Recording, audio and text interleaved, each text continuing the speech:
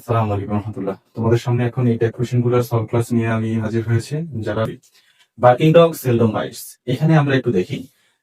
আমরা জানি যে কিছু শব্দ আছে তারা নিজেরাই নামবোধক। আর এটা তো জানি যে আমার প্রশ্ন যদি হাবোধক হয় আমার ট্যাগ হবে হচ্ছে নাবোধক, আর প্রশ্ন যদি নাবোধক হয় আমার ট্যাগ হবে হচ্ছে হাবোধক। এখানে এই যে সেলডম, এখানে যে লিটল শব্দটা দেখছো, এই শব্দগুলো নিজেরাই হচ্ছে নাবোধক। এই শব্দগুলোর কারণে আমার পুরো সেন্টেন্সটাই নাবোধক হয়ে গেছে। এখন যেহেতু আমরা এখানে দেখছি যে বাইটস আছে, তার মানে ভার্বের সাথে হ্যাজ বা ইয়েস, আমার এখানে আসবে হচ্ছে ডাজ। সেলডমের কারণে এখানে নামবোধক হওয়ার সুযোগ নেই, তার মানে আমরা ডাজেন্ট লিখবো না। আমার সাবজেক্ট হচ্ছে বার্কিং ডগ, এখানে আমার এই সাবজেক্টটা হচ্ছে সিঙ্গুলার।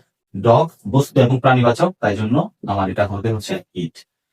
দ্বিতীয় উদাহরণ বলা আছে বার্কিং ডগস সেলডম বাইট। দুটার মধ্যে পার্থক্য কোথায়? পার্থক্যটা হচ্ছে এখানে এই সাবজেক্টটা হচ্ছে সিঙ্গুলার, কিন্তু এখানে হচ্ছে প্লুরাল। সাবজেক্ট সিঙ্গুলার হওয়ার কারণে এখানে ভার্বের সাথে এস বা ইয়েস বসেছে, কিন্তু এখানে আমি নাউনের সাথে যেহেতু এস দিয়েছি, তার মানে এটা হচ্ছে আমার প্লুরাল নাউন, তার মানে ভার্বের সাথে তো এস বা ইয়েস বসবে না।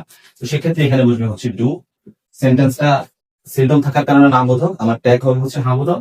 ডগস যেহেতু বহুবচন, একটা জিনিস আমরা খেয়াল করব, বস্তু হোক কিংবা ব্যক্তি হোক কিংবা কোনো প্রাণী হোক, বহুবচনের ক্ষেত্রে সবার জন্য বহুবচন দে বসবে।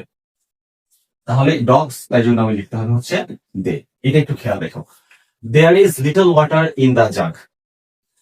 লিটল শব্দটা নিজে নাবোধক, তাহলে কি হবে? ট্যাগ কোশ্চেন করার সময় আমরা দেখতেছি এখানে বিভার হিসেবে ইজ আছে, ইজ ইট হবে না লিটল এর কারণে, তাহলে উত্তর হবে হচ্ছে ইজ দেয়ার।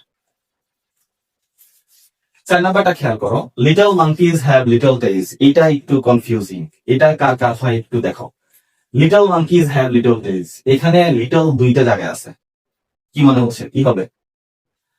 দেখো, লিটল শুধু থাকলেই হবে না সেন্টেন্সের মধ্যে, লিটল দ্বারা পরিমাণ বোঝাতে হবে। পরিমাণ না বুঝিয়ে যদি আকার বুঝায়, তাহলে কিন্তু লিটলটা না বোধক না। এখানে সবাই ভুলটা করে, একটু খেয়াল করো, খুব মনোযোগ দিয়ে এটা একটু বুঝি। There is little water in the jug, ওয়াটারটা হচ্ছে আনকাউন্টেবল নাউন, তার আগে লিটল বসছে, তার মানে হচ্ছে এখানে পরিমাণ বুঝাইছে। কিন্তু লিটল মাঙ্কিস, এটার মানে হচ্ছে ছোট বাদরের হ্যাভ লিটল টেজ, ছোট লেজ। তাহলে এই লিটল দ্বারা কিন্তু এখানে আমাদেরকে পরিমাণ বুঝাই নেই, লেজের সাইজ বুঝাইছে, তার মানে এটা নাবোধক না। তোমাকে কনফিউশন সৃষ্টি করার জন্য তোমাকে তারা হয়তো এভাবে দিবে যে তুমি যেটা জানো সেটার মধ্যেই তারা কনফিউশন সৃষ্টি করবে। তাহলে আমরা দেখছি যে এখানে যদিও লিটল আছে, কিন্তু এই লিটল দ্বারা পরিমাণ বুঝাইনি। তাহলে আমরা কি লিখবো? এখান থেকে শুরু হবে, এই হচ্ছে আমার হ্যাভ। যেহেতু কোন লিটল দ্বারা এখানে পরিমাণ বোঝাই নাই, তার মানে এটা স্বাভাবিক সেন্টেন্স হিসেবে আমরা ধরবো। এটা হাবোধক আছে, নাবোধক করতে হবে হ্যাভেন লিটল মাঙ্কিজ, বহু বচন, তাই জন্য দে। এটা কার হয়েছে এটা একটু জানিও আমাকে। There is a little water in the jug. শুধু লিটল থাকলে আমরা বুঝবো যে লিটল থাকবে এবং পরিমাণ বোঝাবে, তাহলে সেটা হচ্ছে নাবোধক। কিন্তু লিটল দ্বারা যদি পরিমাণ না বোঝায় কিংবা এই লিটল থাকে, তাহলে সেটা কিন্তু আবার নাবোধক হবে না। এখানে শুধু লিটল পরিমাণ বুঝাইছে, এখানে লিটল আছে কিন্তু কোনোটা দ্বারাই পরিমাণ বোঝানো হয়নি, আর এখানে শুধু লিটল না এই লিটলও আছে, তার মানে এটাকে আমরা হাবোধক ধরেই করতে হবে। ইজ হাবোধক হয়ে যাবে হচ্ছে নাবোধক, ইজেন্ট দেয়ার। তাহলে আমরা একটু দেখি 3 এবং 5 নাম্বার উদাহরণের মধ্যে পার্থক্য শুধুমাত্র এর কারণে আমরা একটা হাবোধক আর একটা নাবোধক। 6 নাম্বারটা খেয়াল করো, 6-7 একই টাইপের, 6-7-8-9 এগুলো। The mother rose in her, এটা আমরা কি বুঝবো? একটা জিনিস খেয়াল রাখবে, যখন কমন নাউন গুলা অ্যাবস্ট্রাক্ট হিসেবে ইউজ হবে, সেক্ষেত্রে এটা দ্বারা মূলত হচ্ছে কোনো ব্যক্তিকে বোঝানো হচ্ছে না, এটা দ্বারা গুণকে বোঝানো হচ্ছে। কিভাবে ব্যাপারটা? রোজটা হচ্ছে রাইজের পাস্ট ফর্ম, রাইজ অর্থ হচ্ছে জাগ্রত হওয়া, রোজ মানে হচ্ছে জাগ্রত হয়েছিল। The mother rose in her, এটার অর্থ কি? এটার অর্থ আসছে যে তার মধ্যে মাতৃত্ব জেগে উঠেছে। তার মধ্যে, তার মানে আমার এখানে মাদার শব্দটা দ্বারা মাকে, ব্যক্তি মাকে বোঝানো হয়নি, এখানে বোঝানো হয়েছে হচ্ছে মাতৃত্বটাকে, মাতৃত্বের গুণটাকে। তাই জন্য এটাকে আমরা, যেহেতু এটা গুণবাচক বিশিষ্ট, আমরা এটা প্রনাউন হিসেবে ইট ব্যবহার করব। রোজ এটা পাস্ট ফর্মে আছে, তাই জন্য হচ্ছে ডিড। নামবোধকের কোনো চিহ্ন এখানে দেয়া নাই, তার মানে এটা হবে হচ্ছে ডিডেন্ট। দ্য মাদার, এটা দ্বারা বোঝানো হচ্ছে মাতৃত্বের গুণকে, তাই জন্য এটা হবে হচ্ছে ইট। 7 নম্বর সেন্টেন্সটা একটু খেয়াল করি, the father rose in him, same জিনিস। এখানে দ্য ফাদার বলতে ব্যক্তি বাবাকে বোঝানো হয়নি, এখানে দ্য ফাদার বলতে বোঝানো হয়েছে হচ্ছে পিতৃত্ব, তার মধ্যে পিতৃত্ব জেগে উঠেছে। তাই জন্য এখানে কি হবে? ডিড। হাবোধকের জন্য হবে হচ্ছে নাবোধক। দ্য ফাদার গুণ বোঝানো হয়েছে, তাই জন্য বসবে হচ্ছে ইট। 8 নম্বর সেন্টেন্সে কি লেখা আছে? দ্য গার্ল প্লিজড আস, মেয়েটি আমাদেরকে সন্তুষ্ট করলো। এক্ষেত্রে আমরা একটু দেখি যে এখানে যে আসলে গার্লের আগে দা আছে, দা গার্ল, এটা কি আসলেই কমন নাউন হিসেবে ইউজ হয়েছে?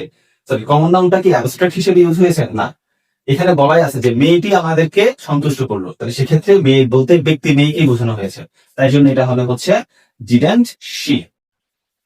তাহলে কেন হলো এমনটা?